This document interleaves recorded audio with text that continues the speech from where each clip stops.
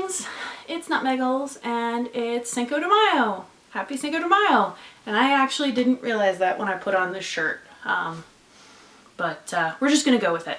So today I want to contribute to Mental Health Week 2016, which I mentioned in my Monday vlog, and it's misconceptions about mental illness, but in particular for me, I want to talk about misconceptions about attention deficit disorder. So, as I mentioned in my mental health vlog that I did during Veda, which if you haven't seen that, there's a link to it in the doobly-doo.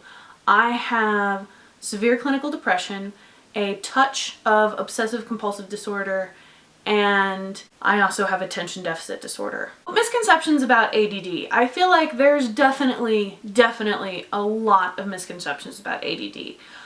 Which is ironic because I think in a lot of ways it's one of the more visible mental illnesses.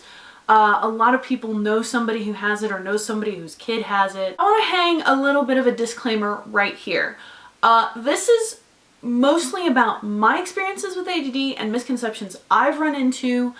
I'm a first person source. I'm someone who's living with this disorder, who has experiences with this disorder, who knows what it's like in my own brain, so frankly my anecdotes are valid. I'm going to start with something that it feels very obvious to me, and you'll understand it when I mention it. ADD, there's a misconception that ADD only occurs in young boys, particularly like younger elementary school to middle age school boys.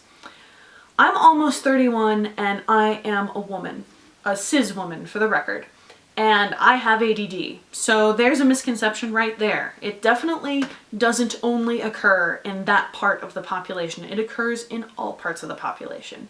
And some people think that it's possible that's why my diagnosis didn't happen until I was 15, and some women don't get diagnosed until they're about my age or until they've had a child.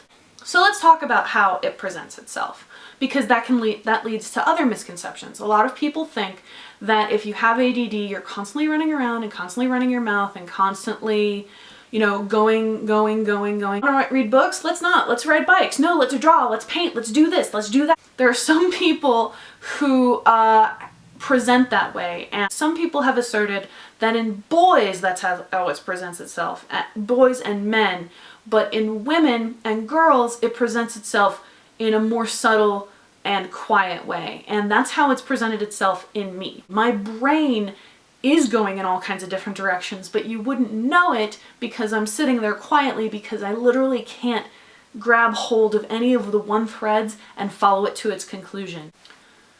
So another misconception, and this one's a little all over the place, but it's something that's really affected me and something that's really bothered me, frankly, in my life.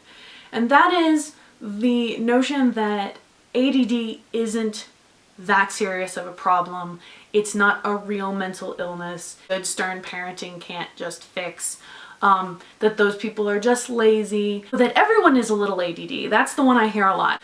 That's not how this works. I know that some people can multitask, and I know some people can zone out, and I know that some people can drift off or get distracted by something. Just because you see a shiny object and get distracted by it doesn't mean you have ADD. In fact, one of the symptoms of ADD, and something that I have definitely noticed in my life, is hyperfocus. You couldn't get me out of the zone if you tried. That's what I'm doing. I'm not necessarily noticing the time. It's kind of like tunnel vision, but a little bit more intense. Getting distracted by movement or changes in color, that doesn't mean you have ADD. I think it just means you're a human. So I know that the last misconception I mentioned was, you know, a lot of things rolled into one, but they're all things that I've encountered. I'm not making excuses. This is a disorder I suffer from. And I want to go back to the first point I made, that, you know, people think that boys and men, when the traditional image of somebody with ADD is like an elementary or middle school boy, running around not being able to be controlled by his parents. And I think it really causes problems for those of us who are adults with ADD, and I'm going to say in particular, especially for those of us who are women who have ADD. I wanted to talk about the misconceptions, but I also wanted to say to anybody out there suffering with ADD, really anybody, I want you to know you're not alone.